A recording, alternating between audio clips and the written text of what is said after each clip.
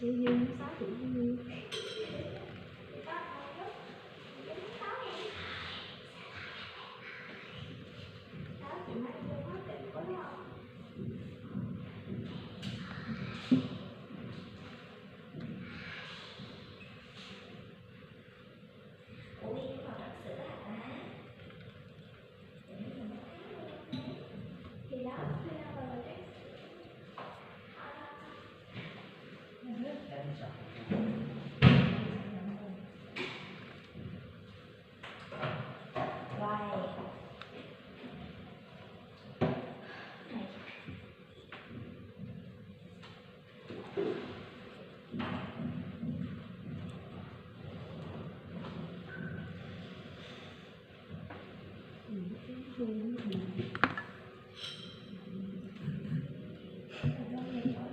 Ủa sao giờ vẫn bông lắm? Từng con cú hả? Dạ. Đó thấy anh chị Ngọc ơi, chị biết cú ra em thành công rồi đó.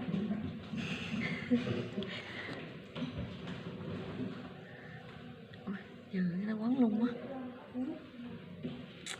Ngoài kia này.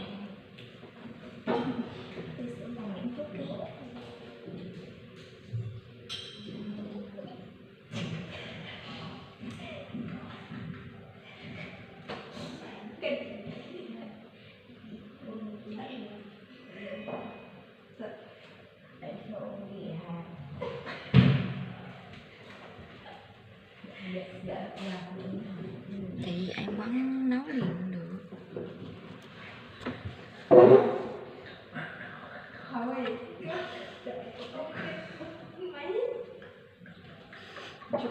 Kinh quá.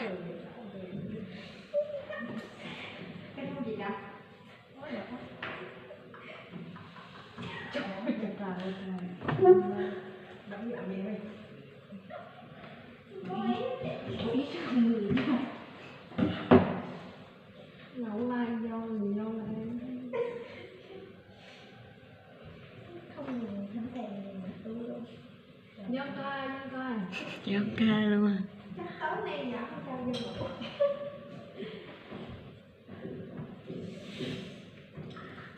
Ôi, bị hưởng nét này.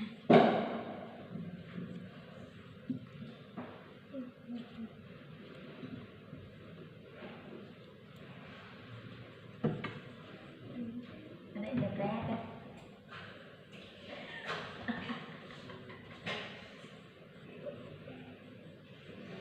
Chắc ra ngồi dựng đá đi. Cái gì hả? Cũng đông tên đó. Vậy nãy dễ thương gì? Được ra không? Mà đi mấy các bạn không tính rồi. Không có. Em cũng nói được. Vẫn cách ngồi sai á. Giống một cái này. Đó là em cũng mà nghe thì mình nghĩ không? Mình nghĩ thêm chứ. Cười vui thì sợ. Thì anh giống như nó không thành thôi.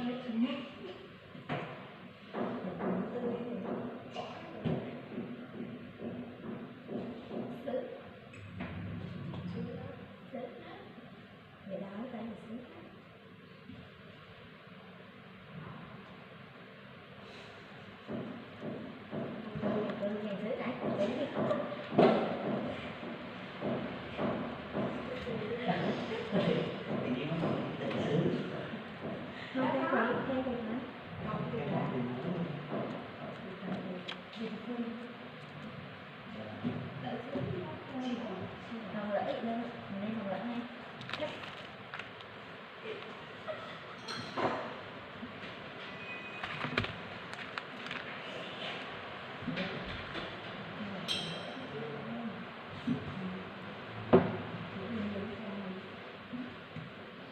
Làm được không mà làm phá nữa? Được được nè, đây mấy nhá.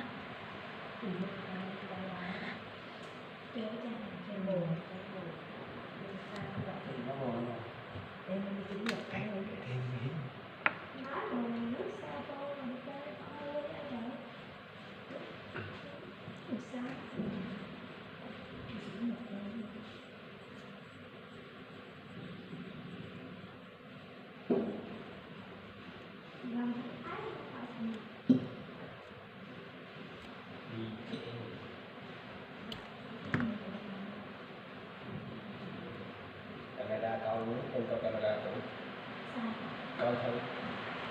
Ủa, đóng rồi luôn á.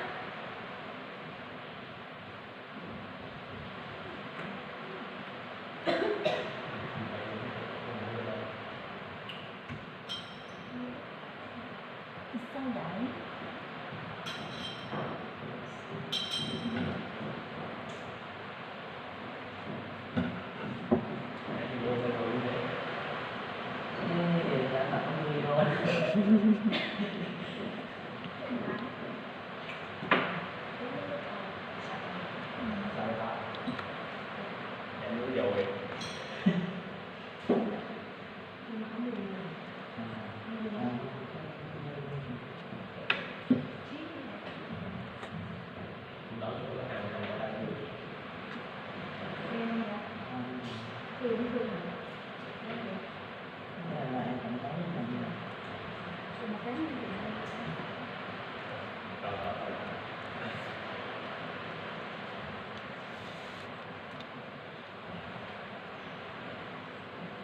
Là cái môi được hơn gì?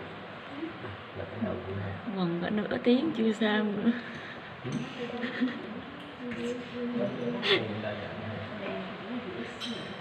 Nửa tiếng rồi chưa xong cũng cứu luôn.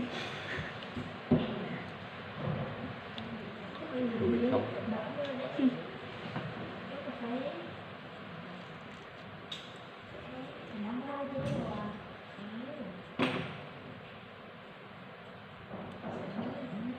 Tiếng được làm hình đây nè. Nó làm to không được. Biết làm to.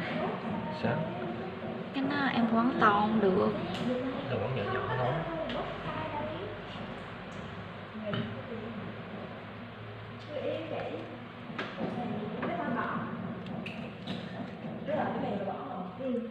Thôi sao đó.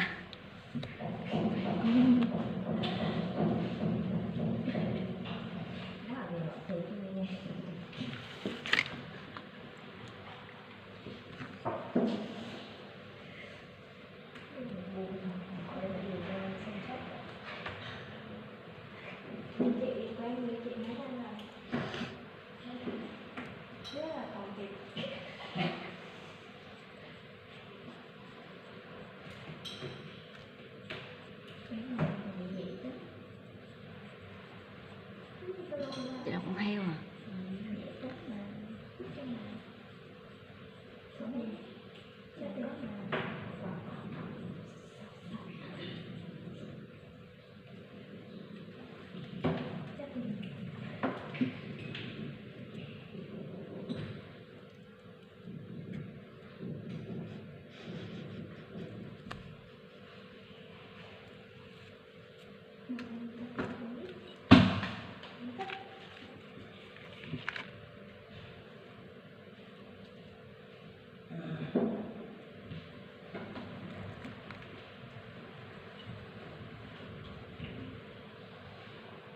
Có một đường nước màu đen luôn đi.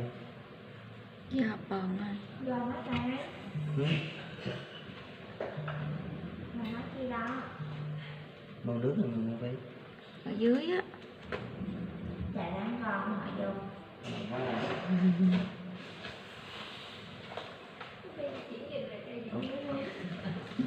Tại không lái đâu. Trời nó ngon. Màu đen ở đâu đi? Con đi màu đen à? Dạ thì em coi màu đen mà. Màu đâu mà? Màu đen. Không dễ đâu không ơi. Không màu đâu nè. Nhìn biết màu đâu trời. Đi tiếng Anh nó ngồi lên gì? Mở cái hũ ra là biết. Không cho mày đâu. Bị chó. Ôi những mày mày ghê luôn á Dung nghe.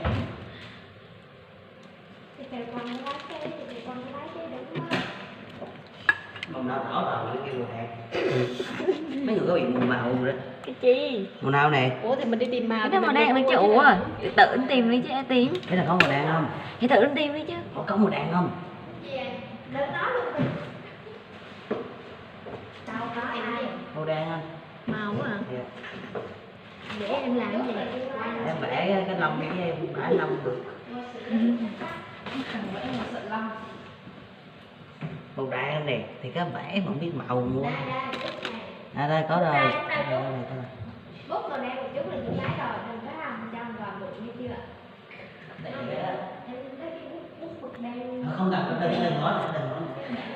Còn lại Cái gì em vẽ em. ủa đấy là nó chỉ từ đó không biết mà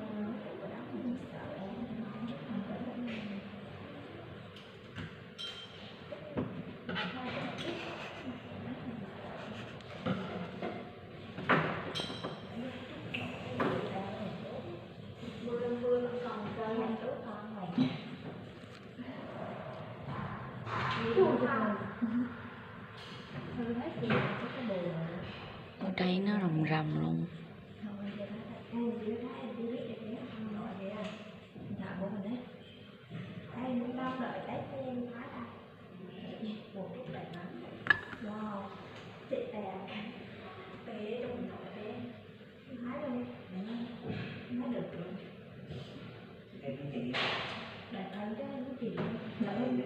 buồn nó tặng trên mạng xuống rồi buồn chút về giá rồi thế là theo hình nó tặng trên mạng xuống rồi phải chị ơi thì à thì chắc chắn Có đến đây có tặng ra đi. để yên chưa Em chưa